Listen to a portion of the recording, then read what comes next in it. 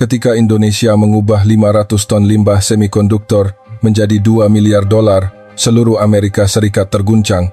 Amerika terkejut karena Indonesia telah mengekstraksi kekayaan senilai 2 miliar dolar dari tumpukan lumpur semikonduktor yang secara tegas dilarang untuk mereka sentuh. Saat bola panas itu berubah menjadi emas murni, Washington segera melancarkan tekanan, tetapi Jakarta tidak bergeming. Teknologi yang tidak dipercaya siapapun selama 18 tahun, sebuah metode yang dianggap mustahil oleh seluruh dunia, mereka berhasil melakukannya. Pada akhirnya, seorang pejabat tinggi dari Departemen Energi AS terpaksa secara pribadi naik pesawat dan terbang ke Indonesia. Apa yang dilihatnya di Pusat Penelitian Ilmu Pengetahuan dan Teknologi, Puspiptek Serpong melampaui segala imajinasinya. Sekarang, seluruh kisah yang mengejutkan ini akan terungkap. Ruang situasi di ruang bawah tanah, markas besar Departemen Energi AS, seharusnya ini adalah Jumat malam yang tenang. Tetapi hari ini segalanya berbeda. 12 anggota Komite Strategi dan Kebijakan dipanggil mendadak dan duduk mengelilingi sebuah layar oval. 2 angka di layar besar itu memaku pandangan semua orang. 500 ton dan 2 miliar dolar. Kevin Morrison, seorang analis intelijen, memulai presentasinya dengan suara gemetar. Indonesia, mereka berhasil. Mereka telah sukses mengekstrak unsur tanah jarang dengan kemurnian tinggi dari limbah yang dihasilkan selama produksi chip semikonduktor. Ruangan itu segera dipenuhi gumaman. Seseorang menyenggol cangkir kopinya. Suara denting yang keras terdengar di tengah keheningan yang tegang. "Tunggu, kau bilang ekstraksi unsur tanah jarang?" tanya Robert Cheng, Wakil Menteri Energi, sambil membetulkan kacamatanya. Di usianya yang menginjak 60-an, ia adalah saksi hidup sejarah energi nuklir Amerika. Pria yang telah mengabdikan 40 tahun hidupnya di bidang ini, sekarang menunjukkan ekspresi yang belum pernah terlihat sebelumnya. "Ya, Pak."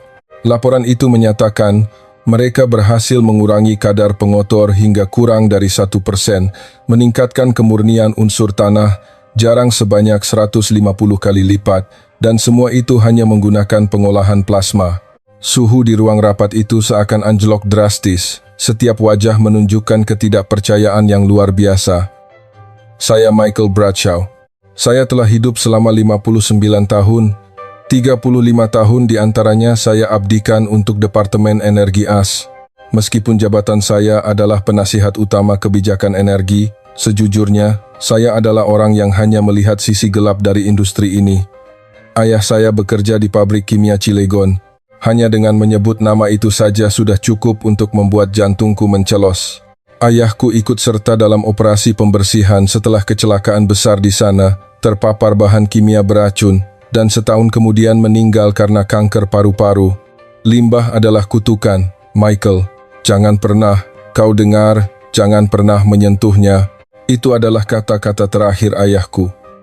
Jadi, sepanjang hidupku, aku menganggap limbah industri sebagai hal paling berbahaya di dunia. Sebuah bola panas yang tidak bisa ditangani. Sebuah bom waktu yang harus dikubur selamanya di bawah tanah. Tetapi Indonesia mengubahnya menjadi sumber daya. Ini benar-benar tidak masuk akal. David Wilson, kepala divisi lain, menggebrak meja. Di usianya yang awal 40-an, ia dikenal sebagai pendukung garis keras paling vokal di kelompok kebijakan teknologi. Wajahnya memerah padam. "Apakah kalian tahu apa itu ekstraksi unsur tanah jarang? Itu adalah proses kimia yang sangat rumit. Mengklaim bisa memisahkannya dengan plasma adalah penghinaan terhadap hukum dasar fisika." Kevin menampilkan data tambahan di layar. Ini adalah pernyataan resmi dari Institut Teknologi Maju di bawah Badan Riset dan Inovasi Nasional, BRIN Indonesia. Mereka mengklaim telah melampaui uji laboratorium dan berhasil melakukan eksperimen skala 150 kg per batch, 100 kg. Bukan, 150 kg. Dan mereka berencana meluncurkan produksi komersial penuh dalam 3 bulan ke depan. Gelombang kegaduhan kembali menyapu ruangan. James O'Connor, penasihat hukum, mengangkat tangannya. "Tunggu. Bukankah ini melanggar peraturan keamanan teknologi? Unsur tanah jarang adalah sumber daya strategis. Bagaimana dengan situasi geopolitik?" Disitulah letak masalahnya, Kevin menggelengkan kepalanya. Pihak Indonesia berargumen bahwa ini hanyalah daur ulang limbah domestik. Mereka hanya memproses limbah yang dihasilkan oleh pabrik-pabrik multinasional yang berlokasi di Batam. Sialan, David tertawa sinis. Unsur tanah jarang adalah sumber daya strategis. Ini adalah provokasi yang jelas, tantangan langsung terhadap hegemoni teknologi AS. Tapi aku memikirkan hal lain. Angka-angka itu berputar di kepalaku. 500 ton limbah, nilai 2 miliar dolar. Jika ini benar, ini bukan lagi sekadar terobosan teknologi. Ini adalah sebuah revolusi yang mengubah seluruh paradigma. Apakah ada data tentang kelayakan ekonominya? Aku angkat bicara untuk pertama kalinya. Semua mata tertuju padaku. Penasihat Bradshaw, apakah pihak Indonesia memberikan angka spesifik tentang efisiensi biayanya? Kevin membolak-balik dokumennya. Ya. Biaya pemrosesan satu batch 150 kg adalah sekitar 20.000 dolar. Nilai pasar unsur tanah jarang yang diekstraksi sekitar 600.000 dolar. Keheningan di ruangan itu menjadi memekakan. Semua orang menghitung dalam benak mereka. Margin keuntungan 30 kali lipat. Ya, tepat sekali. Tidak mungkin. David menggelengkan kepalanya. Mereka pasti melewatkan sesuatu. Biaya infrastruktur, keamanan, pembuangan limbah sekunder. Jika semua itu dijumlahkan, mereka pasti rugi. Pihak Indonesia mengklaim angka itu sudah termasuk semua biaya. Kalau begitu ini penipuan. Atau semacam kesalahpahaman, simpul David dengan yakin. Beberapa orang mengangguk setuju. Tapi aku merasa gelisah. Ada sesuatu yang tidak beres. Wakil Menteri Robert mengetuk-ngetukkan jarinya di meja. Untuk saat ini, kumpulkan lebih banyak informasi. Tidak perlu membuat keributan karena laporan yang belum terverifikasi. Tapi, Pak Wakil Menteri, kata Kevin hati-hati, Jerman juga menunjukkan minat besar. Menurut data intelijen, mereka sudah mulai membahas kerjasama teknologi dengan Indonesia, Jerman. Ya, Jerman juga menghasilkan banyak semikonduktor, jadi mereka punya limbah serupa. Katanya, Berlin bergerak sangat aktif. Dalam sekejap, atmosfer di ruangan itu berubah. Jika Jerman mendahului kita, ini bukan lagi masalah yang bisa diabaikan. Jadi, apa yang harus kita lakukan? Tanya James. Pertama, kita harus menyampaikan keprihatinan kita kepada Indonesia, potong David. Angkat masalah ini dari sudut pandang keamanan teknologi, tuntut penghentian penelitian. Jika perlu, berikan tekanan. Tekanan? Aku bertanya balik. Kita bahkan belum tahu apa ini sebenarnya, dan kita sudah mau memberikan tekanan. Penasihat Bradshaw, David menatapku tajam. Anda terlalu lembek. Indonesia sedang menyentuh unsur tanah jarang. Ini masalah keamanan. Tapi jika ini benar-benar teknologi daur ulang limbah, bukankah ini juga bisa membantu kita? Di Amerika juga ada gunungan limbah industri yang tidak bisa diolah. Itu masalah yang berbeda. Kenapa berbeda? Suasana di ruangan itu memanas. Aku dan David saling berpandangan. Pada saat itu Sarah Hayes, yang sejak tadi diam, mengangkat tangannya. Dia seorang peneliti muda berusia 30-an, doktor ilmu material dari MIT, seorang talenta sejati. Boleh saya bertanya? Silakan. Pihak Indonesia mengklaim mereka telah melakukan penelitian ini selama 18 tahun. 18 tahun adalah waktu yang sangat lama. Mengapa selama ini kita tidak tahu apa-apa? Benar juga. 18 tahun. Sama lamanya sejak ayahku meninggal. Apa yang Indonesia lakukan selama ini sehingga kita sama sekali tidak tahu? Kevin tampak ragu-ragu. Maksudmu Indonesia sengaja menyembunyikannya, bukan menyembunyikan. Mereka menerbitkan makalah di jurnal ilmiah, presentasi di konferensi internasional, hanya saja apa? Hanya saja kita tidak memperhatikan. Keheningan melanda. Jika ini benar, maka ini bukan salah Indonesia, ini kesalahan kita. Rapat berlangsung lebih dari 2 jam, tetapi tidak menghasilkan keputusan akhir. Kumpulkan lebih banyak informasi, lakukan konsultasi informal dengan Indonesia, hubungi Departemen Luar Negeri, reaksi birokratis yang biasa. Tapi aku tidak bisa tenang. Aku ingin memastikan sesuatu dengan mata kepalaku sendiri. Ketika rapat selesai dan aku berjalan di koridor, seseorang memanggilku. Michael, itu Maya, seorang kolega, seorang analis Asia di departemen kami. yang merupakan keturunan Indonesia Amerika. Bagaimana rapat hari ini? Boleh saya jujur? Tentu saja. Maya melihat sekeliling dan merendahkan suaranya. Jangan percaya David. Orang itu menentang apapun yang dilakukan Indonesia. Kenapa? Pada tahun 90-an, sebuah perusahaan rintisan teknologi Indonesia merebut pangsa pasar dari perusahaan Amerika yang dia beri nasihat, membuatnya kehilangan muka. Sejak saat itu, dia menyimpan dendam terhadap mereka. Informasi yang menarik. Koran, semua hal ada alasannya. Maya, sejujurnya, bagaimana menurutmu? Apakah teknologi Indonesia itu nyata? Maya berpikir sejenak dan menjawab, awalnya saya juga tidak percaya, tetapi semakin saya mempelajari dokumennya, semakin aneh rasanya. Aneh, dalam artian apa? Semuanya terlalu sistematis. Terlihat jejak penelitian yang terencana dan mendasar selama 18 tahun. Makalah ilmiah diterbitkan secara teratur, paten didaftarkan, penipu tidak bekerja seperti itu. Jadi, menurutmu ini benar? Harus diperiksa untuk memastikannya, tetapi kemungkinannya ada. Michael, dia menunjukku. Anda harus pergi ke sana dan melihatnya sendiri. Apa? Pergi ke Indonesia? Ya, pergi ke sana dan pastikan dengan mata kepala sendiri. Duduk di sini dan membaca laporan tidak akan pernah memberimu kebenaran. Kata-kata itu meresap dalam-dalam ke jiwaku. Memastikan sendiri, cara yang paling sederhana dan paling bisa diandalkan. Setelah kembali ke rumah, pikiran itu tidak mau pergi. Saat makan malam, di kamar mandi, berbaring di tempat tidur, aku terus memikirkan Indonesia. Di luar jendela, terbentang pemandangan malam Washington yang gemerlap. Setiap lampu itu menyala berkat listrik, dan sebagian chip semikonduktor yang menghasilkan energi itu berasal dari pabrik-pabrik di Indonesia. Aku teringat ayahku lagi. Ketika kecelakaan di Cilegon terjadi, aku berusia 14 tahun. Ayah tidak pulang selama beberapa hari. Baru kemudian aku tahu bahwa dia masuk ke dalam area pabrik untuk menghentikan kebocoran bahan kimia beracun. Ayah, kenapa ayah melakukan hal berbahaya seperti itu? Karena seseorang harus melakukannya. Nak, itulah jawaban ayah. Dan 10 tahun kemudian, dia meninggal.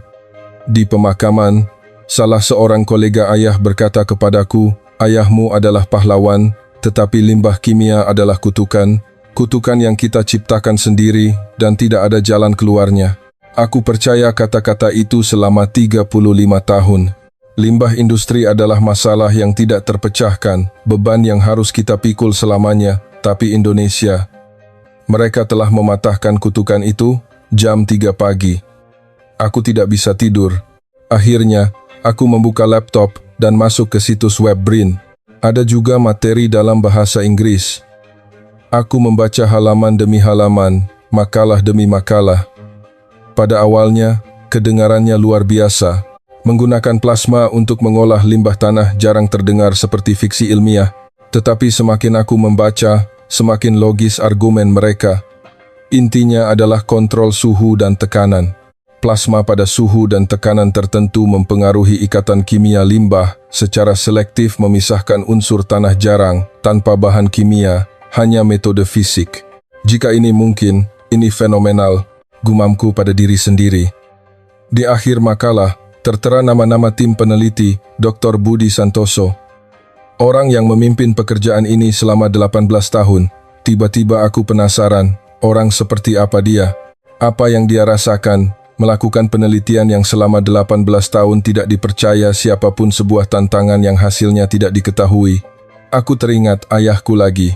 Ayahku juga masuk ke area pabrik yang tidak berani dimasuki siapapun, karena seseorang harus melakukannya. Mungkin Dr. Budi memiliki perasaan yang sama, karena seseorang harus melakukannya. Karena harus ditemukan cara untuk mematahkan kutukan bernama limbah industri.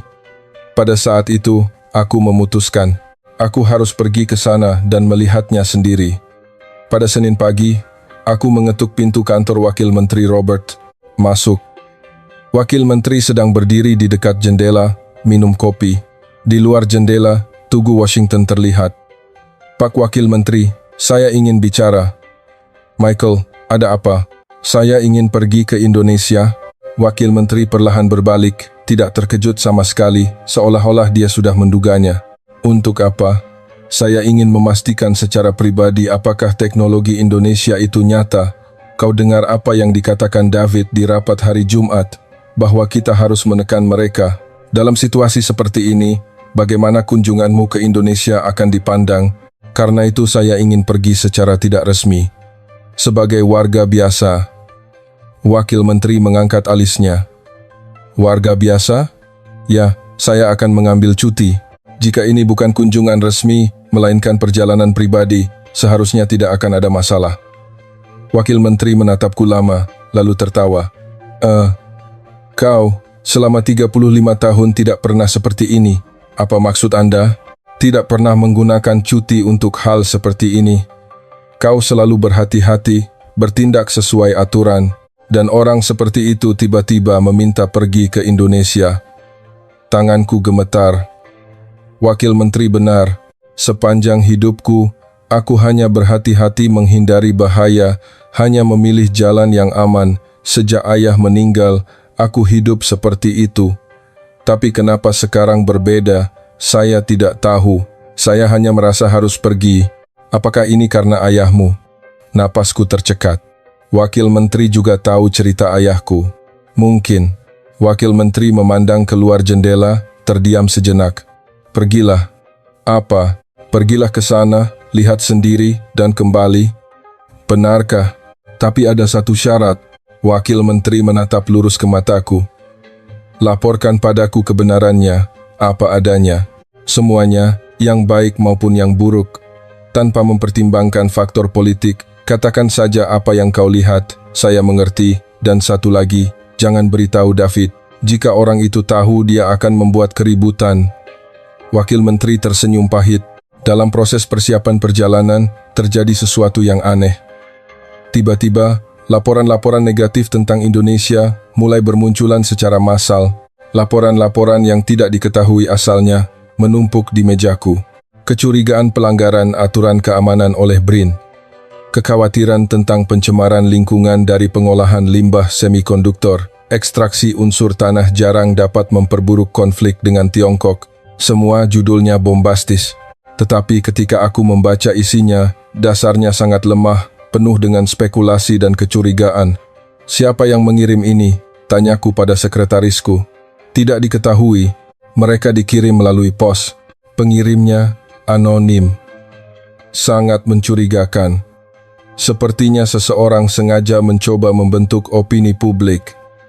Saat istirahat makan siang, Sarah Hayes duduk di sudut kantin sambil makan sandwich. Sarah, apakah kau melihat laporan-laporan aneh itu? Ya, saya juga menerima kiriman anonim itu. Siapa kira-kira pelakunya? Sarah melihat sekeliling. Bukankah itu dari David? Di divisinya ada orang-orang yang ahli dalam memanipulasi informasi. Ini hanya dugaan. Hatiku terasa berat. Rekan kerja dan melakukan hal-hal seperti ini. Mengapa mereka melakukannya? Karena ada orang-orang yang akan mendapat masalah jika Indonesia berhasil. Masalah? Sarah merendahkan suaranya. Bapak Bradshaw, apakah Anda tahu berapa banyak yang telah diinvestasikan AS dalam teknologi pengolahan unsur tanah jarang? Saya tahu kira-kira $65 miliar selama 25 tahun terakhir, tetapi tidak ada satu pun teknologi yang berhasil dikomersialkan.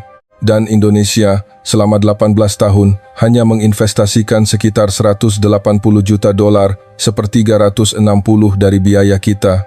Jika teknologi Indonesia itu nyata, itu akan mengungkap fakta bahwa selama 25 tahun AS telah melakukan pekerjaan sia-sia. Banyak yang harus bertanggung jawab. Baru sekarang aku mengerti. Ini bukan masalah teknologi, ini masalah gengsi, masalah politik. Keberhasilan teknologi Indonesia akan mengungkap ketidakmampuan elit teknologi Amerika. Jika diketahui bahwa Indonesia menyelesaikan masalah yang telah menghabiskan $65 miliar AS selama 25 tahun, hanya dengan $180 juta, seseorang harus menjawabnya, karena itu mereka harus menghentikannya, menyangkal teknologi Indonesia itu sendiri atau, lebih baik lagi, menghambat penelitiannya. Begitulah dunia yang kotor. Di mana-mana sama saja. Sarah tersenyum pahit. 2 hari sebelum keberangkatan, David datang menemuiku. Bradshaw, ku dengar kau akan ke Indonesia. Rumor sudah menyebar. Saya pergi berlibur, perjalanan pribadi. Berlibur, jangan bercanda. David mendengus. Kau pergi untuk memeriksa sesuatu kan? Jelas, teknologi mereka itu. Jangan pergi, mereka akan menipumu, dan nanti akan merepotkan untuk membereskannya. Menipu, apapun yang orang Indonesia tunjukkan padamu, jangan percaya. Mereka ahli dalam pencitraan. Di luar berkilau, di dalam kosong. Nada suara David penuh dengan kebencian. Seperti yang dikatakan Maya, orang ini memiliki antipati terhadap Indonesia. Terima kasih atas sarannya, tapi saya akan melihatnya sendiri. Kau akan menyesalinya. David berbalik dan berkata sambil lalu, Indonesia adalah kumpulan penipu. Apapun yang mereka lakukan, pada akhirnya mereka harus meminta bantuan kita. Lihat saja nanti. Melihat punggungnya, aku semakin yakin. Jika mereka berusaha begitu keras untuk menghalangi, pasti ada sesuatu di sana. Jika teknologi ini hanya omong kosong, mereka tidak perlu serepot ini. Malam sebelum berangkat, aku membuka kotak berisi barang-barang peninggalan ayah, foto-foto lama, tanda pengenalnya, dan kartu identitas peserta pembersihan kecelakaan Cilegon. Aku menatap lama foto ayahku.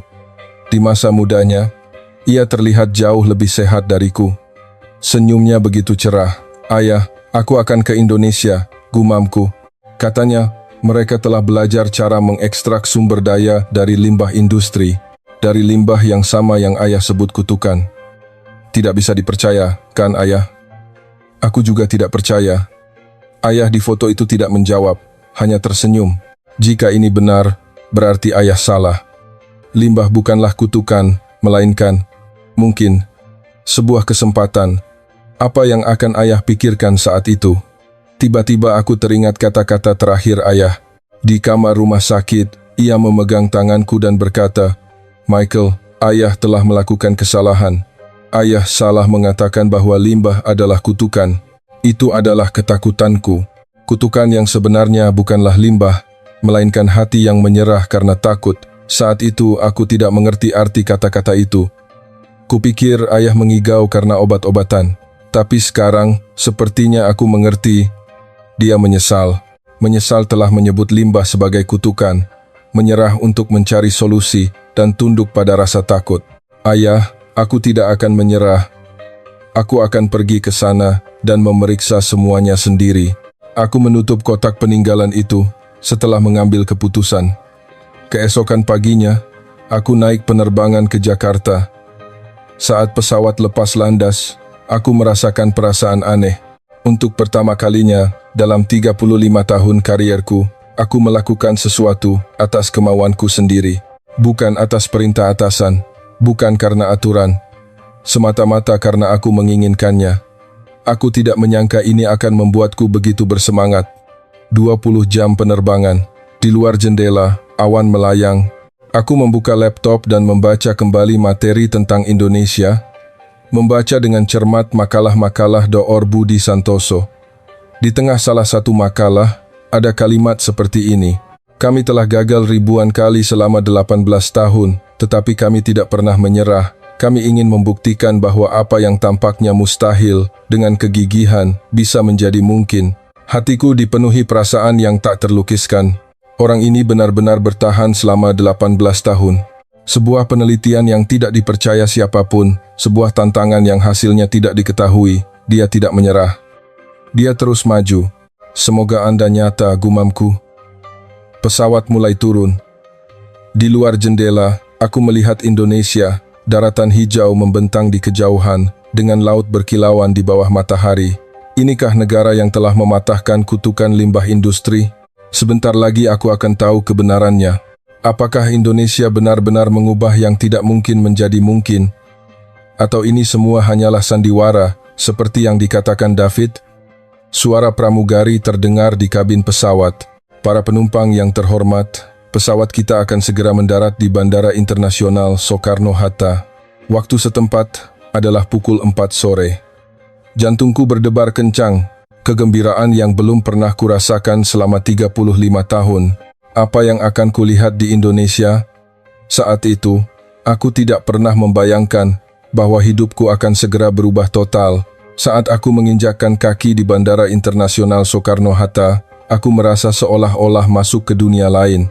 Kelelahan setelah penerbangan 20 jam masih terasa, tetapi apa yang kulihat membuatku segar kembali. Langit-langit bandara memiliki desain bergelombang yang artistik, cahaya sore yang lembut masuk ke dalam, lantainya berkilau, tidak ada sehelai sampah pun. Selamat datang di Indonesia, kata sebuah robot. Ya, robot sungguhan. Sebuah robot pemandu berwarna putih dengan wajah berupa layar LCD berhenti di depanku. Apakah Anda memerlukan bantuan dalam bahasa Inggris? Di Amerika, kau harus mencari meja informasi. Di sini, robotnya yang menghampirimu. Ya, tolong. Konter imigrasi ada di sebelah sana. Silakan ikuti saya. Robot itu berjalan di depan. Dengan bingung aku mengikutinya. Prosedur imigrasi juga mengejutkan. Aku meletakkan pasporku di pemindai otomatis. Sistem mengenali wajahku. Dan dalam 30 detik semuanya selesai. Di Amerika, hanya untuk mengantre saja butuh 40 menit. Setelah mengambil bagasi, aku keluar ke aula kedatangan. Di sana berdiri seorang pria muda dengan papan nama bertuliskan namaku. Usianya sekitar 30-an, mengenakan setelan rapi, dengan senyum cerah di wajahnya. Bapak Bradshaw? Ya, saya Michael Bradshaw. Senang bertemu dengan Anda. Saya Arya Pratama, peneliti dari Institut Teknologi Maju. Dokar Budi mengirim saya untuk menjemput Anda. Kami berjabat tangan. Tangannya kokoh, jabat tangannya kuat, bahasa Inggrisnya sempurna. Saya mendapatkan gelar doktor dari ITB, lalu melanjutkan studi di MIT dan kembali ke tanah air 3 tahun lalu. Aku tahu MIT, Universitas Teknik terkemuka di dunia. Seseorang yang belajar di sana sekarang bekerja di sebuah lembaga penelitian di Indonesia. Dari sini ke Puspiptek Serpong sekitar 1 jam perjalanan dengan mobil. Mari. Dalam perjalanan dari bandara, aku terus melihat sekeliling. Semuanya bersih dan modern. Papan nama dalam bahasa Indonesia dan Inggris. Wifi gratis ada di mana-mana. Aku mengeluarkan smartphoneku, terhubung ke Wi-Fi. Kecepatannya lebih tinggi dari di rumahku di AS. Internet di sini sangat cepat. Kami sudah menggunakan 5G. Indonesia adalah salah satu yang pertama di Asia yang mengkomersialkannya, kata Arya dengan bangga. Mobil melaju mulus di jalan tol. Di luar jendela, pemandangan Jakarta berlalu. Gedung-gedung modern dan jalanan yang rapi memberikan kesan yang baik. Kota yang besar, kataku dalam bahasa Indonesia. Arya tampak terkejut. Anda bisa berbahasa Indonesia? Sedikit jawabku sambil tersenyum. Bapak Bradshaw, apa kesan Anda tentang Indonesia? Tanya Arya. Jujur, sulit dijawab. Apa yang ku tahu tentang Indonesia? Berita berkala tentang ketegangan hubungan dengan AS, pabrik-pabrik multinasional, sate dan kopi luwak, itu saja. Sejujurnya, saya tidak tahu banyak. Kebanyakan orang juga begitu. Orang Amerika tidak banyak tahu tentang Indonesia. Beberapa masih menganggap kami negara agraris. Arya tersenyum pahit. Tapi itu menjadi pemicu bagi kami. Pemicu? Karena tidak ada yang memperhatikan Indonesia, kami harus membuktikan semuanya sendiri. Membuktikan dengan kemampuan kami. Kata-kata itu membuatku berpikir, tidak ada yang memperhatikan, jadi harus membuktikan dengan kemampuan sendiri. Mungkin itulah sebabnya Indonesia tidak menghentikan penelitian limbah selama 18 tahun. Orang seperti apa Dr. Budi Santoso itu? Tanyaku. Arya berpikir sejenak dan menjawab. Sulit untuk menggambarkannya dalam satu kalimat. Sebagai seorang ilmuwan, dia jenius. Sebagai seorang manusia, dia sangat hangat. Tetapi jika menyangkut penelitian, dia benar-benar tanpa kompromi. Benar-benar tanpa kompromi. 18 tahun yang lalu, ketika dia memulai penelitian ini, semua orang bilang dia gila. Pendanaan hampir dihentikan. Banyak anggota tim yang pergi, tetapi Pak Budi tidak menyerah. Kenapa? Tolong tanyakan itu padanya sendiri. Saya tidak bisa berbicara atas namanya. Arya memandang keluar jendela. Saya akan ceritakan satu hal. Ayah Pak Budi juga bekerja di industri elektronik.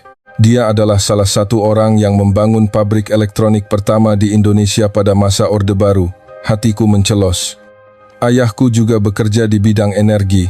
Kebetulan yang aneh. Ketika kami tiba di kawasan Puspiptek Serpong, hari sudah mulai sore, mobil berhenti di depan sebuah kompleks modern. Dari sini ke institut sekitar 5 menit berjalan kaki. Saat kami berjalan, pemandangan gedung-gedung modern, lembaga-lembaga penelitian, kantor pusat perusahaan, dan fasilitas manufaktur berteknologi tinggi terbentang di hadapanku, mengingatkanku pada Silicon Valley. Itu kantor pusat Gojek, itu Tokopedia. Arya menunjuk ke gedung-gedung besar, limbah dari pabrik-pabrik semacam itulah yang menjadi subjek penelitian kami kali ini. Mobil tiba di gerbang institut. Penjaga keamanan memeriksa identitas dan membuka gerbang. Area institut cukup luas, dengan gedung-gedung modern berdiri berdekatan. Laboratoriumnya ada di gedung itu. Arya menunjuk ke sebuah gedung dengan dinding kaca yang memantulkan cahaya matahari terbenam. Ketika aku keluar dari mobil, angin sepoi-sepoi yang sejuk bertiup. Saat memasuki lobi gedung, aku melihat seorang pria sedang menunggu. Usianya sekitar 50-an. Rambutnya yang mulai beruban dipotong rapi, tatapannya tajam, tetapi ada senyum ramah di sudut bibirnya. Bapak Bradshaw, terima kasih sudah datang langsung. Pria itu mengulurkan tangannya. Saya tidak mau menilai hanya dengan membaca laporan. Saya suka pendekatan seperti itu. Anda pasti Dr. Budi Santoso? Ya, selamat datang. Kami berjabat tangan. Tangannya kasar, tangan seorang pekerja yang terjun langsung di laboratorium. Ketika saya dengar akan ada tamu dari Amerika, saya sangat terkejut, kata Dr. Budi. Biasanya mereka hanya membaca laporan dan menarik kesimpulan. Anda yang pertama datang secara pribadi, karena harus melihat dengan mata kepala sendiri untuk percaya. Pendekatan yang sangat baik. Ilmuwan seharusnya seperti itu, dia tersenyum hangat. Hari ini sudah larut, besok pagi kita akan mulai demonstrasi resmi. Saya akan antar Anda ke tempat istirahat. Pukul 8 pagi keesokan harinya, aku duduk di ruang rapat di lantai 5 institut. Dari jendela, pemandangan panorama Puspiptek Serpong terbentang. Dr. Budi Santoso masuk. Di belakangnya ada 3 peneliti. Bapak Bradshaw, izinkan saya memperkenalkan anggota kunci tim kami dengan Arya Pratama. Anda sudah kenal. 2 orang lainnya menyapaku. Saya Dewi Lestari. Saya bertanggung jawab atas pembangunan infrastruktur, kata seorang wanita berusia 40-an dengan rambut disanggul. Saya Bambang Wijoyo, saya bertanggung jawab atas keamanan lingkungan, kata seorang pria berusia 50-an dengan wajah berkerut tetapi tatapan tajam. Saya akan jelaskan agenda hari ini. Dr. Budi menyalakan layar. Pagi hari, presentasi teknis. Siang hari kunjungan ke laboratorium dan demonstrasi di fasilitas eksperimental 150 kg. Fasilitas eksperimentalnya sudah beroperasi? Ya, sudah beroperasi tanpa henti selama 4 bulan terakhir. Hingga hari ini, 110 kg telah diproses. 110 kg, lebih banyak dari yang kukira. Mari kita mulai. Dr. Budi memulai presentasinya. Pertama, ia menjelaskan mengapa mereka memulai penelitian ini. Sebuah foto gudang yang dipenuhi drum-drum besi muncul di layar. Anda tahu apa ini kan? Tempat penyimpanan lumpur tanah jarang. Ya, lumpur yang mengandung unsur tanah jarang yang dihasilkan oleh perusahaan semikonduktor. Saat ini kami memiliki lebih dari 500 ton. Angka 500 ton itu kembali terngiang di benakku. Limbah produksi semikonduktor mengandung banyak unsur tanah jarang. Mengapa unsur tanah jarang begitu penting? Karena ini adalah sumber daya kunci untuk industri canggih. Dr. Budi mengganti slide. Unsur tanah jarang adalah komponen tak tergantikan dalam smartphone, mobil listrik, turbin angin, sistem pemandu rudal. Semua produk berteknologi tinggi, tetapi 90% produksi dunia dimonopoli oleh Tiongkok. Jika Indonesia dapat memproduksi unsur tanah jarang secara mandiri, nilai strategisnya akan sangat besar. Dr. Budi mengangguk. Tetapi ada satu masalah. Untuk mengekstrak unsur tanah jarang dari limbah, diperlukan proses kimia dengan asam dan basa kuat. Tetapi proses ini menghasilkan limbah sekunder. Untuk mengolah limbah, kita menciptakan lebih banyak limbah. karena itu tidak ada yang melakukannya. Ya, secara ekonomi tidak menguntungkan. Biaya ekstraksi lebih tinggi dari nilai unsur tanah jarang itu sendiri. Jadi, bagaimana Anda menyelesaikan masalah ini? Dr. Budi tersenyum dengan mengubah cara berpikir. Bagaimana jika kita tidak menggunakan pengolahan kimia, melainkan fisik? Karena itu kami berpikir tentang plasma. Plasma, ya, gas sterionisasi pada suhu super tinggi. Dengan mengontrol suhu dan tekanan secara presisi, kita bisa memisahkan unsur tanah jarang tanpa menggunakan bahan kimia. Jujur, kedengarannya fantastis. Menggunakan plasma untuk mengolah limbah industri. Tidak bisa dipercayakan, Dr. Budi membaca pikiranku. Awalnya saya juga berpikir begitu. Tetapi secara ilmiah, ini mungkin. Dia menampilkan skema yang rumit di layar. Plasma pada suhu tertentu dapat memutuskan ikatan kimia suatu zat. Jika kita menemukan suhu dan tekanan yang pas dengan struktur kimia limbah, kita bisa memisahkan unsur secara selektif. Secara teori saya mengerti, tetapi apakah itu mungkin dalam praktik? Akan saya tunjukkan. Dr. Budi berdiri. Lebih baik melihat sekali daripada mendengar 100 kali. Mari kita ke laboratorium. Kami keluar dari ruang rapat, berjalan menyusuri koridor, dan melalui pintu pelindung tebal masuk ke area laboratorium. Mulai dari sini dan seterusnya, harus mengenakan pakaian pelindung. Bambang Wijoyo menyerahkan pakaian pelindung kepadaku. Pakaian putih yang menutupi seluruh tubuh itu cukup berat, tetapi tidak mengganggu gerakan. Apakah ini aman? Sangat aman. Tingkat radiasi di sini lebih rendah daripada di kantor biasa. Pintu laboratorium terbuka. Di hadapanku berdiri sebuah instalasi raksasa. Sebuah struktur silinder dari baja tahan karat. Tingginya sekitar 4 meter dan berdiameter sekitar 2,5 meter. Ini adalah reaktor plasma. Dr. Budi menepuknya dengan lembut. Buah dari pengembangan selama 18 tahun. Ini adalah generasi keempat. Generasi pertama seukuran meja, tidak bisa memproses bahkan 100 gram. Generasi kedua hingga 1 kilogram. Ketiga 10 kilogram. Dan ini yang keempat, mampu memproses 150 kilogram sekaligus. Bisakah saya melihatnya beraksi? Tentu. Hari ini sore ada jadwal 1 kali pengoperasian. Di sebelah reaktor, ada banyak layar dan alat ukur yang menampilkan suhu, tekanan, dan kepadatan plasma. Intinya di sini adalah kontrol suhu dan tekanan. Jelas, Arya? Patokan utamanya adalah 3.500 derajat, tetapi penyimpangan, bahkan 1 derajat saja, akan memberikan hasil yang sama sekali berbeda. Berapa lama waktu yang dibutuhkan untuk menemukan suhu optimal itu? 9 tahun. 9 tahun. Waktu yang begitu lama untuk menemukan satu suhu. Apakah Anda pernah berpikir untuk menyerah? Tanyaku. Pertanyaan itu ditujukan kepada Dr. Budi. Dia terdiam sejenak. Saya ingin menyerah ribuan kali, jawabnya terus terang. Pendanaan hampir dihentikan. Banyak anggota tim yang pergi. Ada saat-saat di mana saya merasa sangat bersalah pada keluarga. Jadi, mengapa Anda terus melanjutkannya? Dr. Budi memandang keluar jendela, di mana terlihat gudang limbah dengan tumpukan drum. Anda lihat itu? Ya, 500 ton. 500 ton limbah tergeletak di sana. Jika kita tidak menyelesaikan masalah ini, mereka akan tetap di sana selamanya. Suaranya bergetar. Ayah saya ikut membangun pabrik elektronik pertama di Indonesia, membantu negara ini menjadi kekuatan manufaktur. Sebelum meninggal, dia berkata kepada saya, apa yang dia katakan? Membangun industri adalah tugas generasi kami. Membersihkan limbahnya adalah tugas generasimu. Hatiku dipenuhi perasaan yang tak terlukiskan. Kata-kata terakhir seorang ayah. Aku juga memiliki kata-kata terakhir yang serupa. Untuk memenuhi wasiat ayahanda, Anda bertahan selama 18 tahun, itu juga salah satu alasannya. Tetapi ada alasan yang lebih besar. Dr. Budi menatap lurus ke mataku. Karena seseorang harus melakukannya, seseorang harus menyelesaikan masalah ini, dan saya percaya saya bisa melakukannya. Seseorang harus melakukannya. Ayahku mengatakan hal yang sama. Alasan mengapa dia masuk ke pabrik yang terkontaminasi saat kecelakaan Cilegon. Saya dengar ayah Bapak Bradshaw juga bekerja di bidang serupa.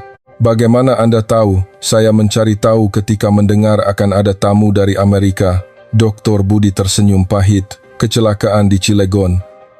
Beliau ikut dalam operasi pembersihan. Orang yang sangat mulia. Ya, dan karena itu beliau meninggal. Keheningan melanda. Saya turut berduka cita. Tidak apa-apa, itu sudah lama. Tetapi di suatu tempat di lubuk hatiku, masih terasa sakit. Setiap kali saya mengingat ayah, saya merasakannya. Mungkin kita mirip, kata Dr. Budi. Orang-orang yang ingin melanjutkan warisan ayah mereka, memahami baik sisi terang maupun sisi gelap dari pembangunan industri. Kata-kata itu benar. Aku dan dia tumbuh di negara yang berbeda, dalam kondisi yang berbeda, tetapi pada dasarnya kami serupa.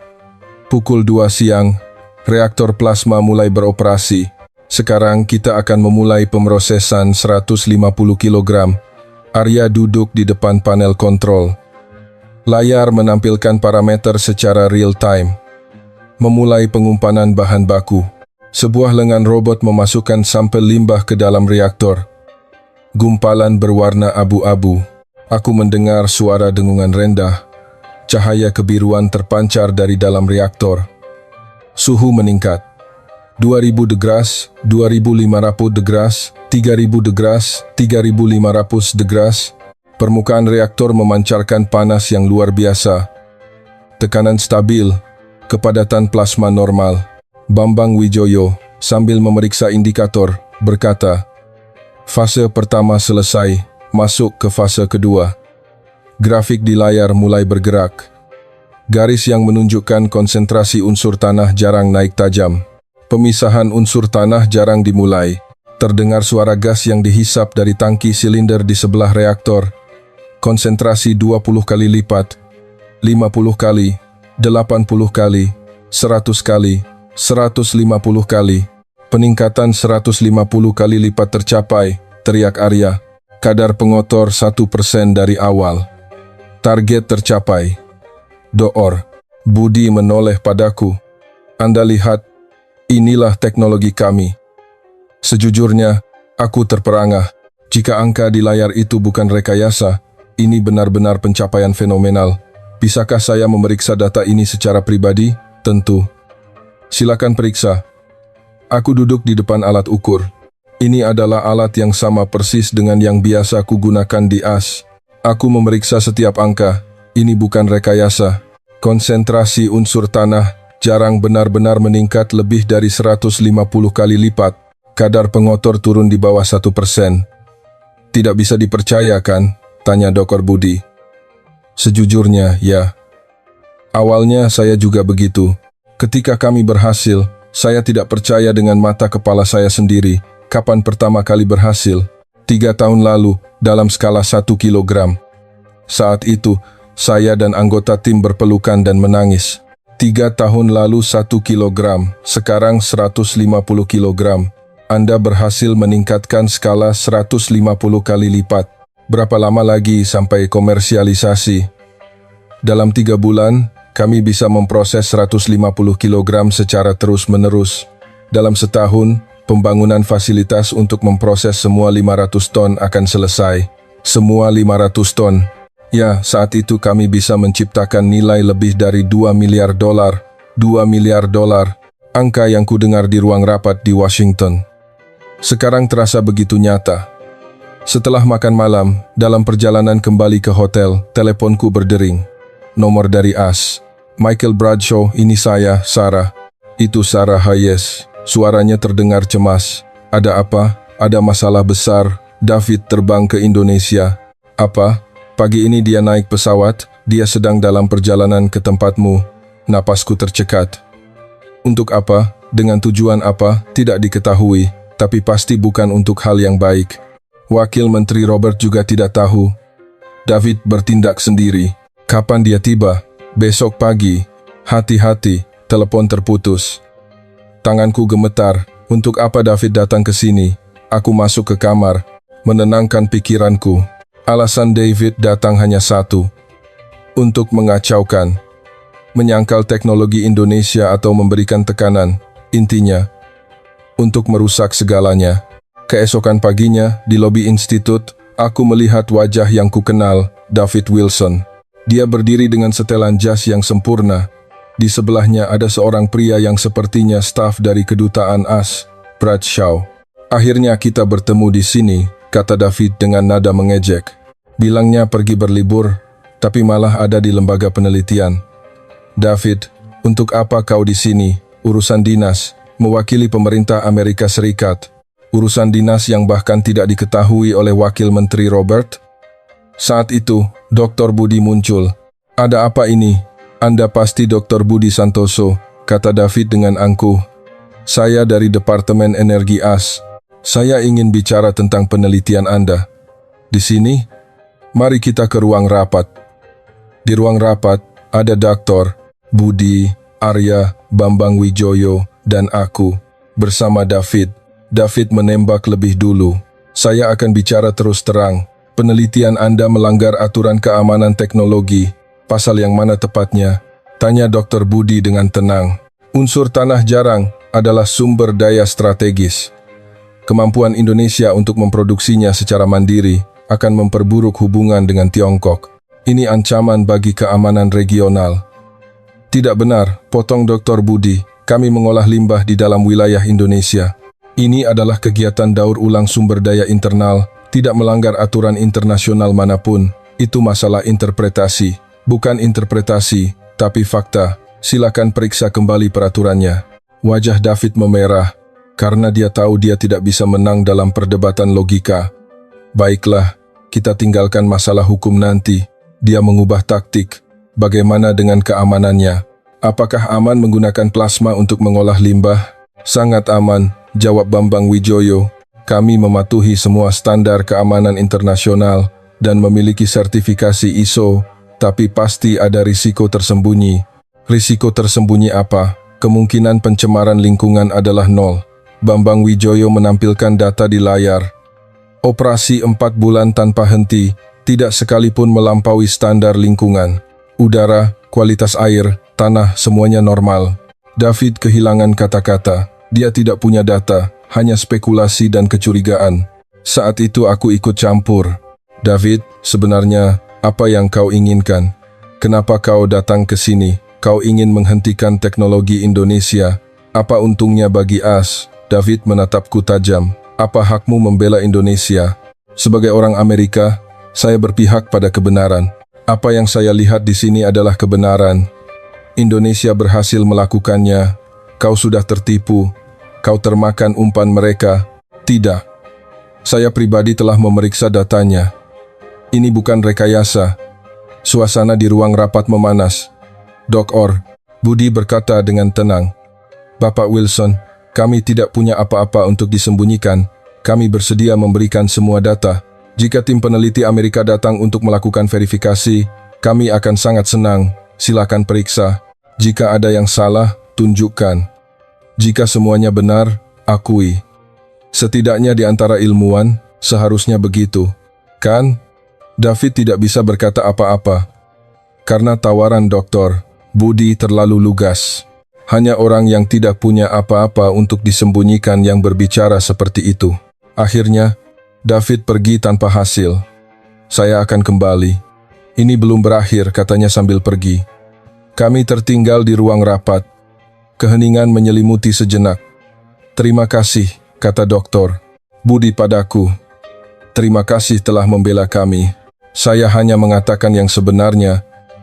Meski begitu, terima kasih. Tapi tidak mudah melakukan itu pada rekan senegaramu. Dia benar. Sebagai orang Amerika, membela Indonesia memang terasa tidak nyaman, tapi kebenaran adalah kebenaran. Dok, boleh saya bertanya? Tentu. Apakah Anda sudah menduga akan ada tekanan dari AS? Doktor, Budi tersenyum pahit. Kami sudah tahu sejak awal. Tahu bahwa begitu Indonesia melakukan sesuatu di bidang teknologi canggih, kami pasti akan dihambat. Tidak hanya AS, dengan Tiongkok lebih buruk lagi. Tapi Anda tetap memulainya, karena seseorang harus melakukannya. Lagi-lagi kata-kata itu.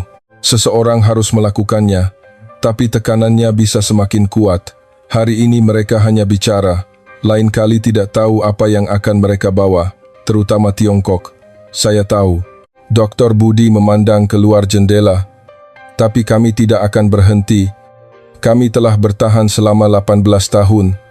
Jika kami menyerah sekarang, semua tahun-tahun itu akan sia-sia.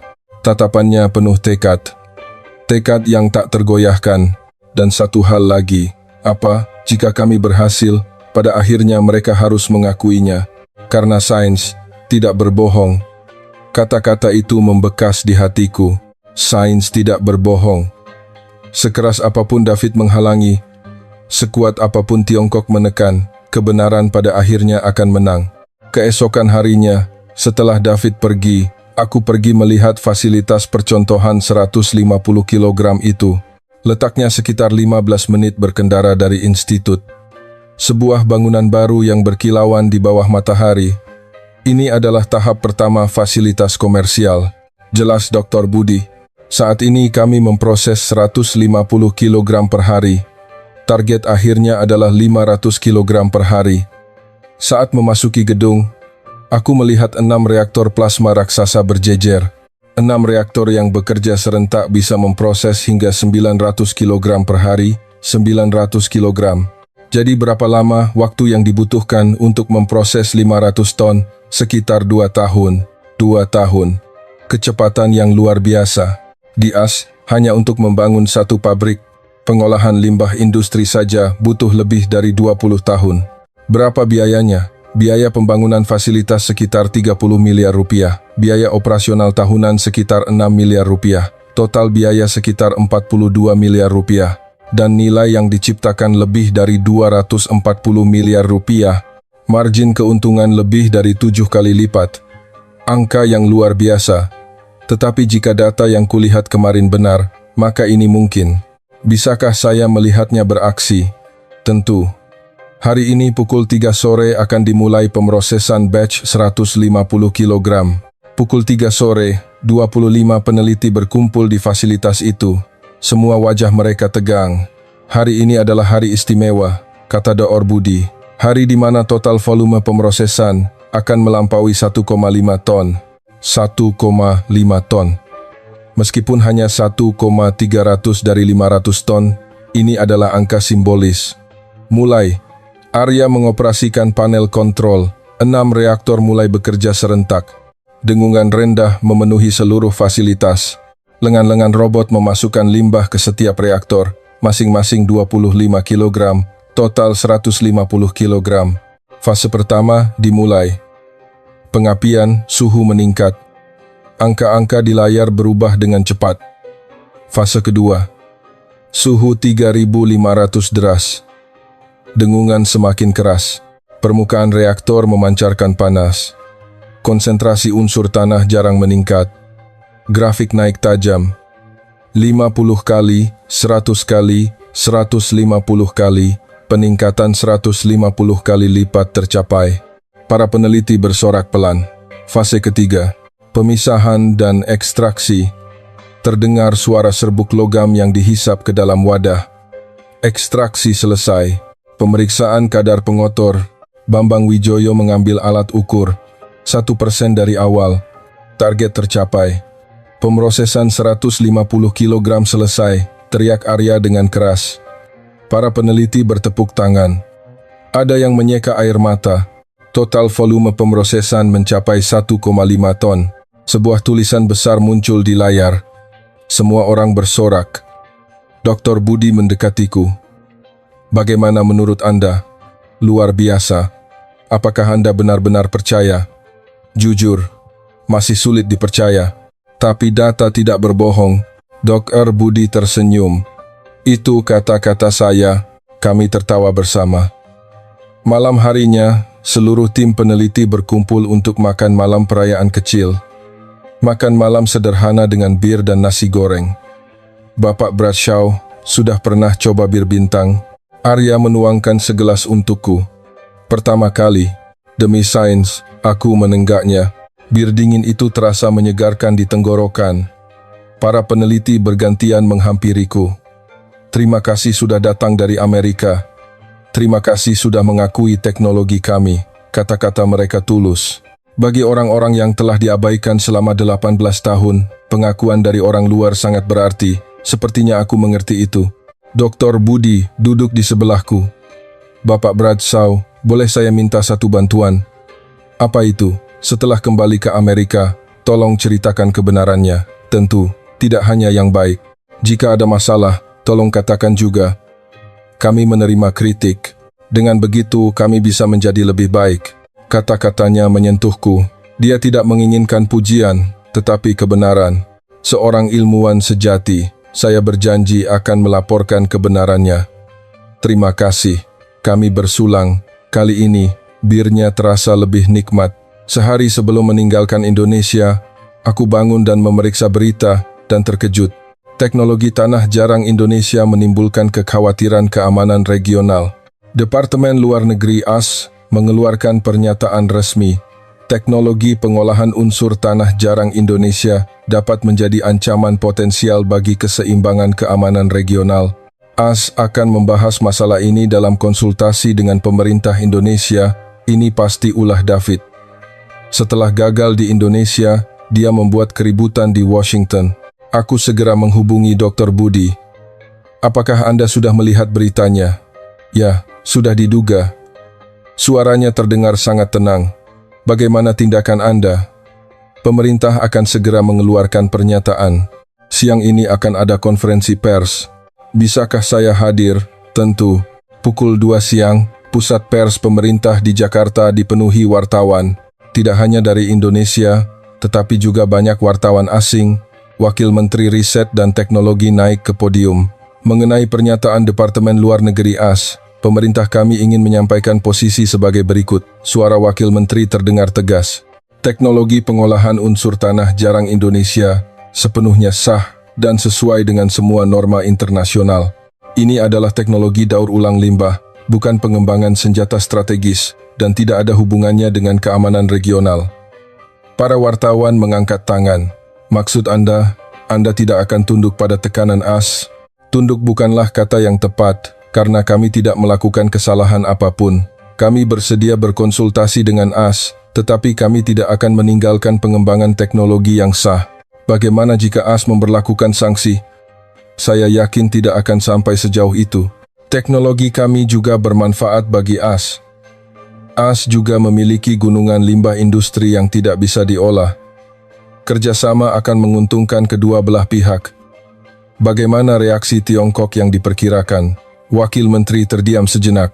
Tiongkok selalu tidak mengakui Indonesia dan menekan dengan berbagai cara, tetapi kami tidak akan meninggalkan pengembangan karena tekanan. Ini adalah kedaulatan kami, teknologi kami. Tepuk tangan terdengar. Jawaban Wakil Menteri itu sempurna, tegas dan masuk akal. Setelah konferensi pers, Dr. Budi menghampiriku. Bagaimana menurut Anda? Luar biasa. Saya tidak menyangka pemerintah Indonesia akan begitu terang-terangan menentang. Kami juga baru pertama kali.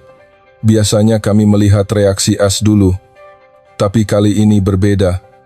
Apa bedanya? Kepercayaan diri. Kepercayaan diri bahwa teknologi kami nyata. Hanya dengan itu kami bisa bersikap lugas. Malam itu, setelah kembali ke hotel, Maya meneleponku. Michael, sudah lihat beritanya? Ya. Di sini sekarang kacau balau, David menyebar keributan di mana-mana. Apa yang dia katakan? Dia bilang Indonesia meremehkan AS. Bagaimana mungkin? Itu tidak masuk akal. Indonesia hanya menjalankan hak-haknya yang sah. Saya juga tahu itu. Tapi faksi David sangat vokal. Apa kata Wakil Menteri Robert? Belum ada reaksi. Sepertinya dia menunggu laporan Anda. Laporanku, ini adalah variabel kunci. Michael, tolong. Apa? Tuliskan kebenarannya, tanpa mempertimbangkan faktor politik. Tulis apa yang Anda lihat. Kata-kata Maya sama persis dengan Dr. Budi. Akan kulakukan, aku janji. Setelah menutup telepon, aku membuka laptop dan mulai menulis laporan. Aku menggambarkan semua yang kulihat di Indonesia, prinsip teknologi, data eksperimental, analisis ekonomi, evaluasi keamanan. Di akhir, aku menulis sebagai berikut. Teknologi Indonesia nyata. Setelah 18 tahun penelitian, mereka berhasil menjadi negara pertama di dunia yang mengekstrak nilai ekonomi dari limbah industri.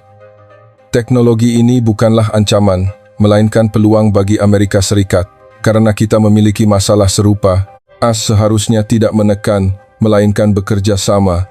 Jika kita mengembangkan teknologi ini bersama Indonesia, kita bisa menyelesaikan masalah limbah industri di seluruh dunia. Tidak perlu melihat Indonesia sebagai musuh.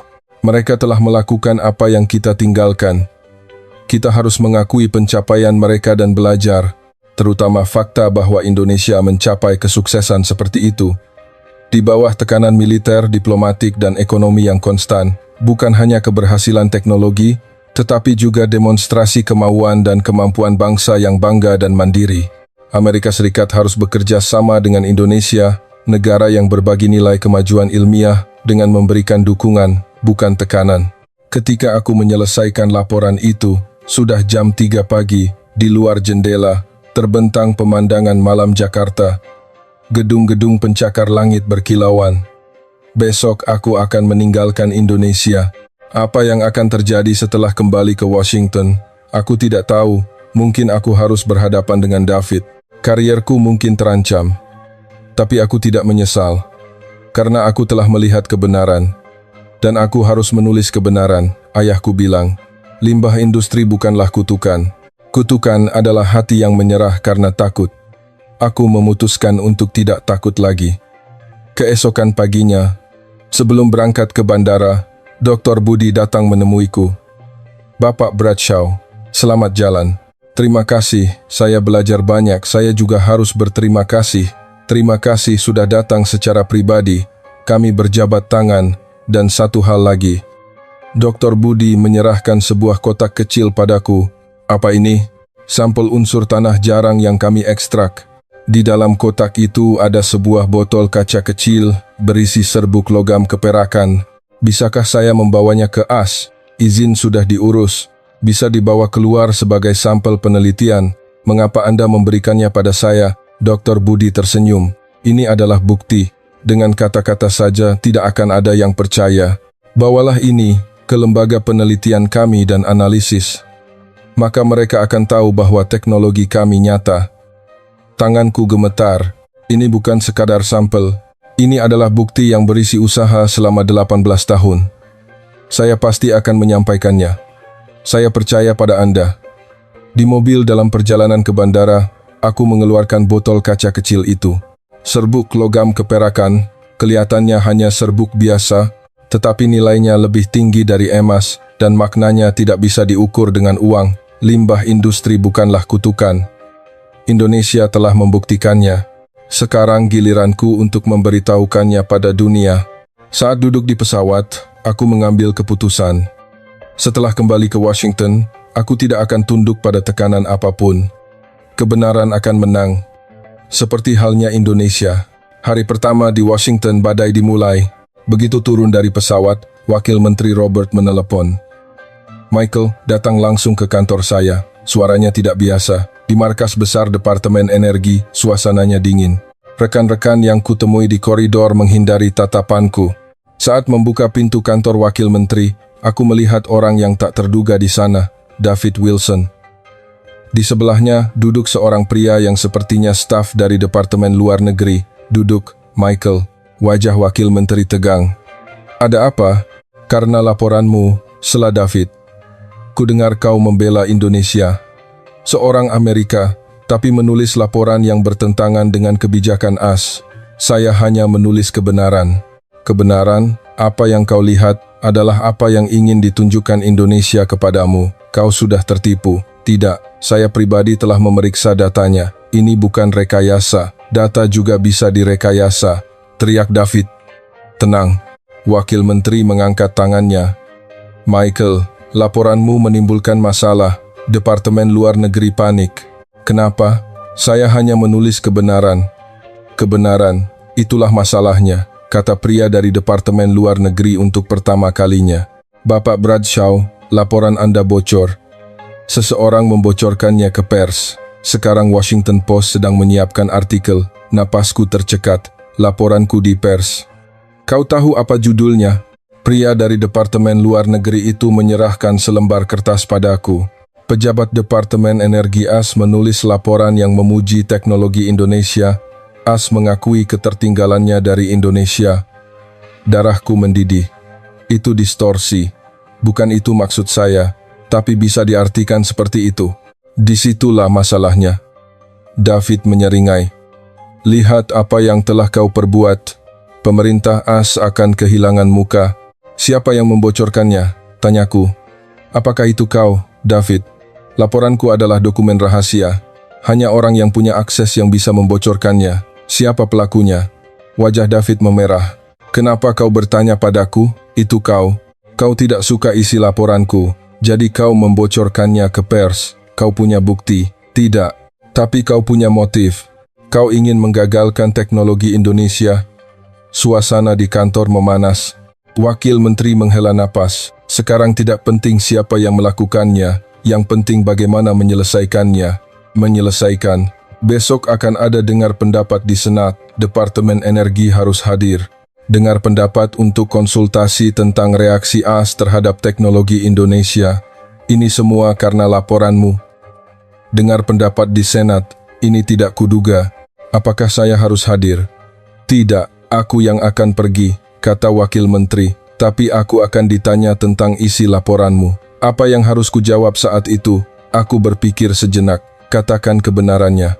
Apa? Katakan bahwa isi laporanku benar. Teknologi Indonesia nyata, dan As harus bekerja sama. David melompat. Kau gila. Itu sama saja dengan As menyerah pada Indonesia. Bukan menyerah, tapi mengakui. Itu hal yang berbeda. Apa bedanya? Menyerah berarti kalah. Mengakui berarti belajar. Jika As bisa belajar sesuatu dari Indonesia, mereka harus melakukannya. Apa yang memalukan dari itu? Keheningan melanda kantor. Wakil Menteri menatapku lama.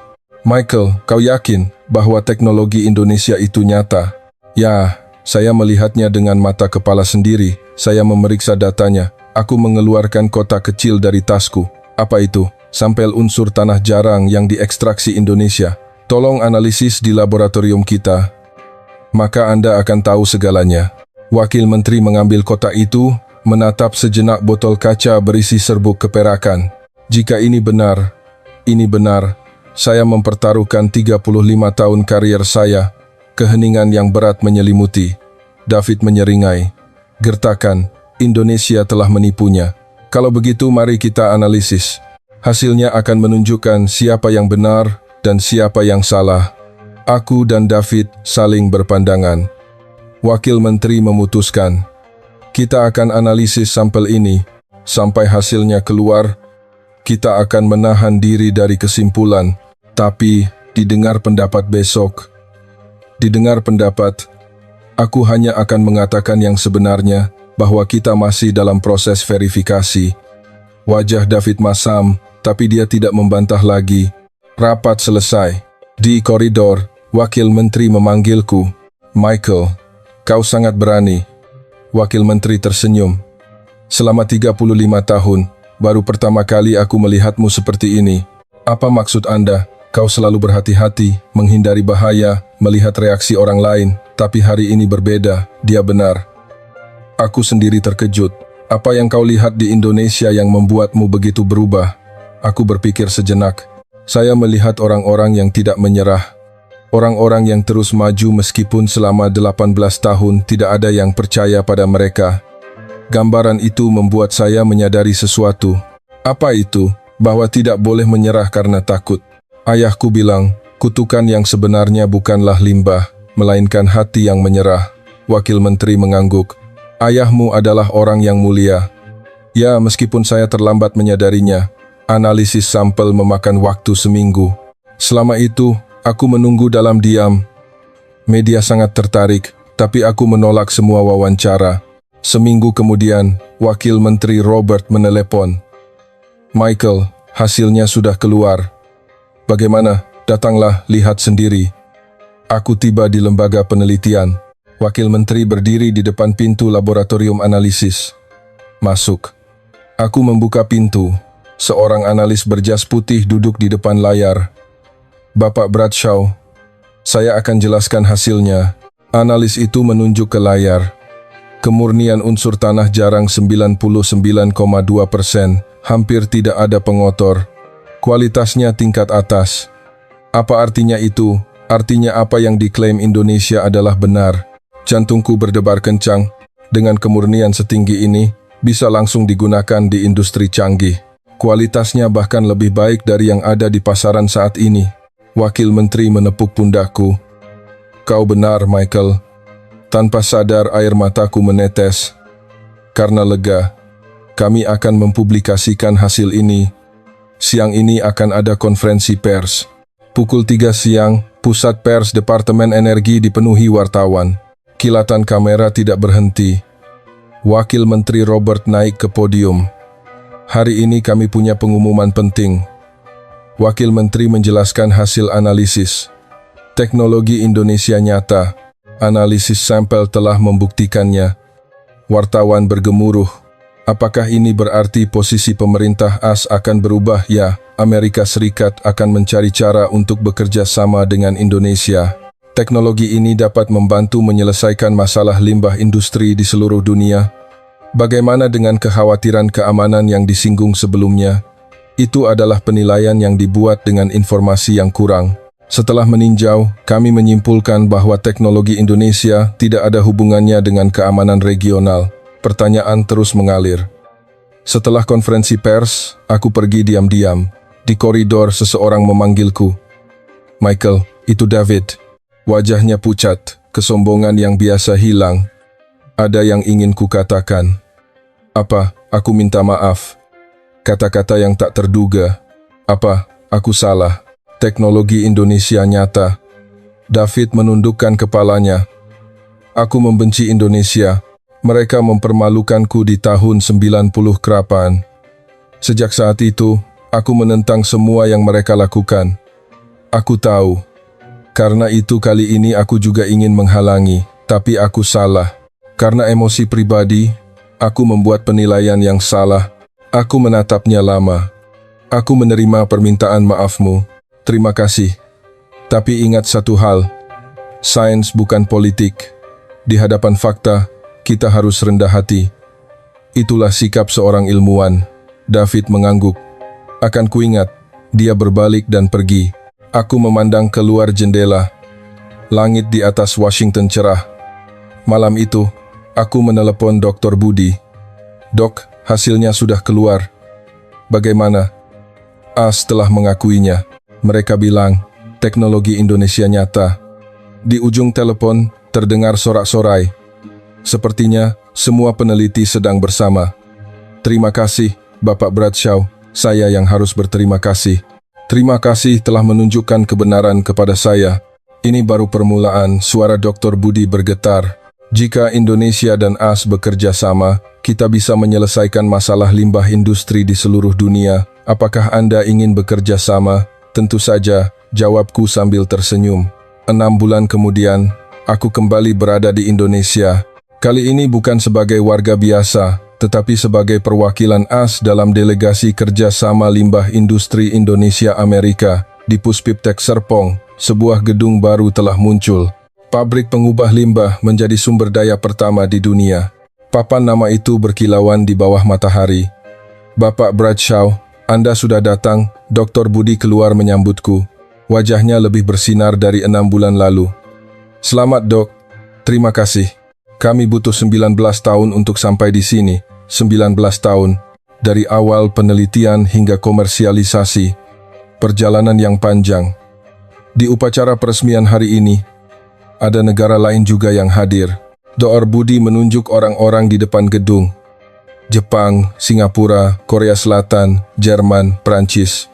Delegasi dari negara-negara produsen semikonduktor atau dengan industri maju. Mereka semua adalah negara dengan masalah yang sama.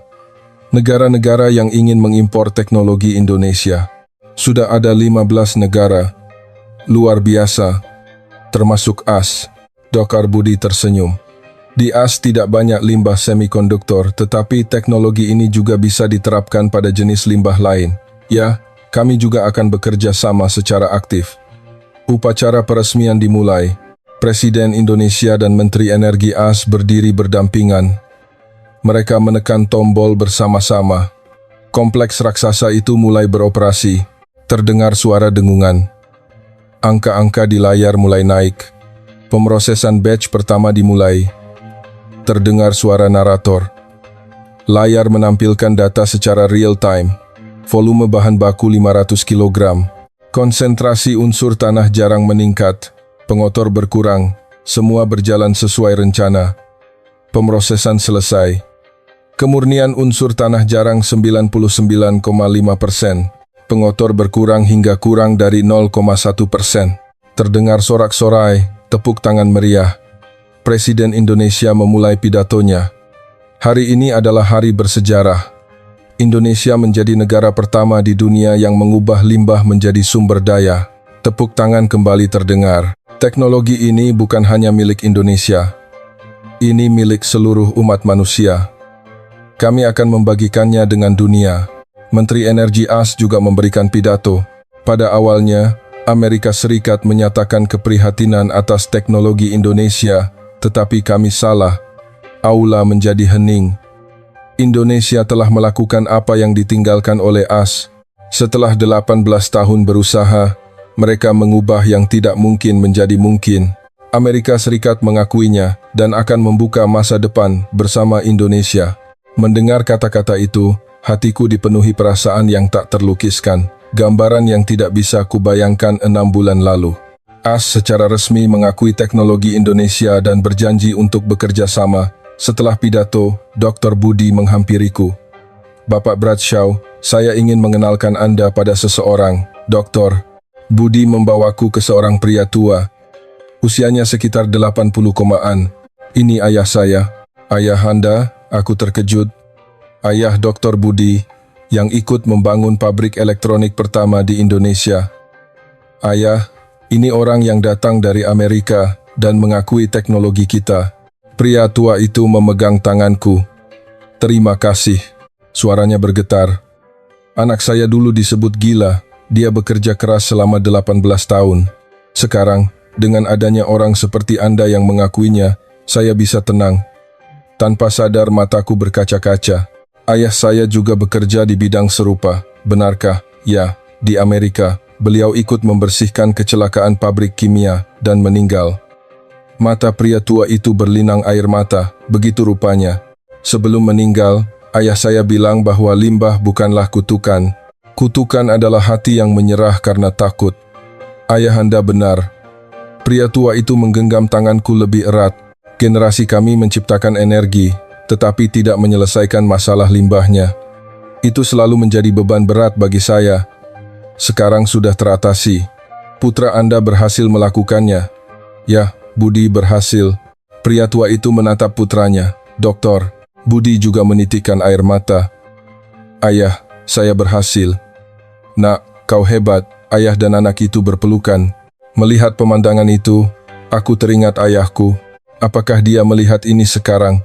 Saat di mana kutukan bernama limbah industri dipatahkan. Ayah, apakah ayah melihat? Gumamku. Ini bukan lagi kutukan. Indonesia telah membuktikannya. Langit cerah, angin bertiup. Setelah upacara peresmian, aku naik ke atap kompleks. Pemandangan panorama Puspiptek Serpong terbentang di hadapanku. Gedung-gedung perusahaan teknologi tinggi dan pabrik pengolahan limbah yang baru. Di tempat yang dulu merupakan tempat pembuangan, sekarang menjadi tempat produksi sumber daya, tempat di mana 500 ton bola panas berubah menjadi harta karun senilai 2 miliar dolar. Luar biasa, bukan? Dr. Budi mendekatiku. Ya, sungguh luar biasa. Ketika saya baru mulai, saya tidak tahu apakah bisa sampai sejauh ini. Saya ingin menyerah berkali-kali.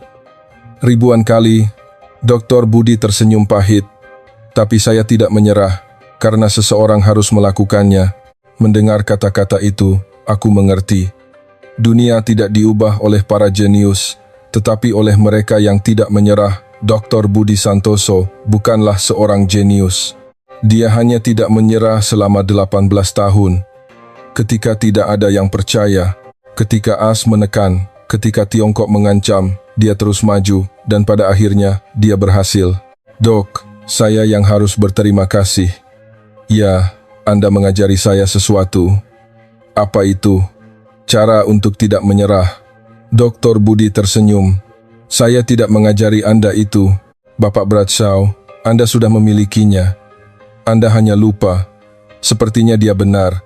Aku juga tipe orang yang tidak menyerah, seperti ayahku. Hanya karena takut, aku melupakannya. Indonesia membantuku mengingatnya. Aku menatap langit. Langit yang cerah tanpa awan. Sepertinya ayah tersenyum di sana. Ayah, aku tidak takut lagi, gumamku. Limbah industri bukanlah kutukan. Indonesia telah membuktikannya. Aku juga akan bersama mereka. Angin bertiup, angin hangat, seolah-olah ayah menjawab, "Bagus, Michael." Setahun kemudian, aku sekarang tinggal di Indonesia. Sebagai perwakilan tetap delegasi kerjasama limbah industri Indonesia Amerika, aku menyewa sebuah rumah kecil tidak jauh dari Puspiptek Serpong.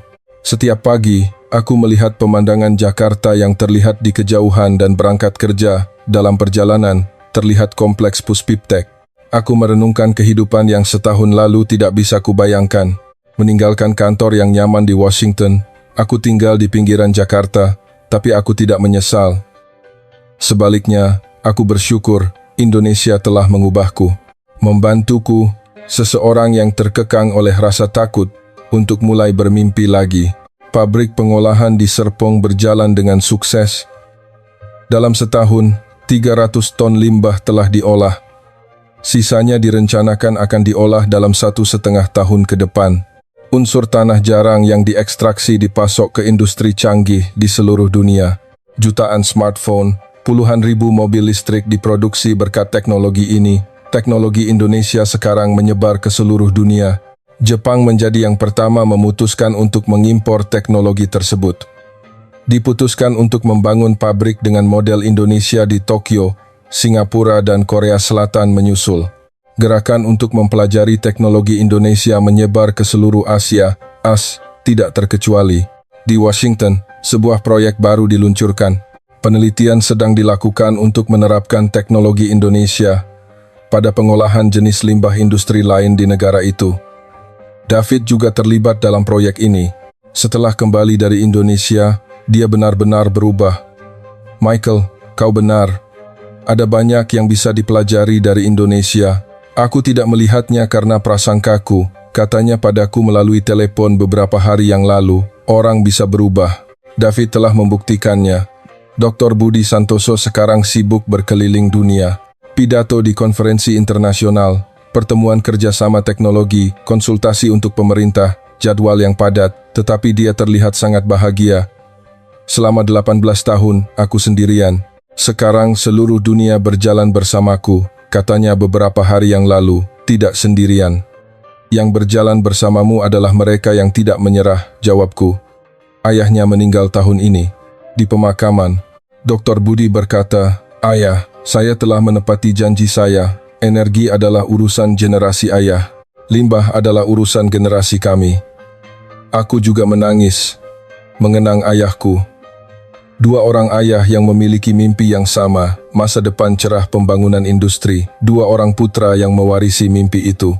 Melintasi batas negara, melintasi generasi, mimpi itu terus berlanjut. Hari ini, aku juga menatap langit di atas Serpong.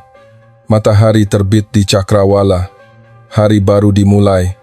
Dunia di mana limbah industri bukan lagi kutukan. Dunia baru yang diciptakan oleh Indonesia. Aku bangga menjadi bagian dari dunia ini.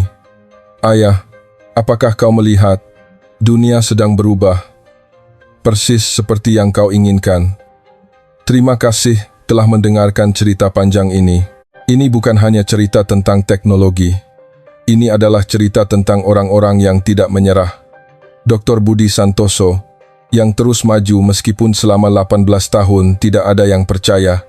Michael Bradshaw, yang mengatasi rasa takut untuk mengatakan kebenaran. Dan para ilmuwan Indonesia yang diam-diam melanjutkan penelitian mereka. Mereka telah mengubah dunia. Anda juga bisa mengubah dunia. Jangan pernah menyerah. Silakan berlangganan saluran ini dan berikan suka. Dukungan Anda adalah penyemangat bagi kami untuk menciptakan cerita-cerita baru. Di lain waktu, kami akan kembali dengan cerita yang lebih menyentuh. Terima kasih telah menonton sampai akhir. Semoga hari Anda semua bahagia dan menyenangkan. Indonesia maju.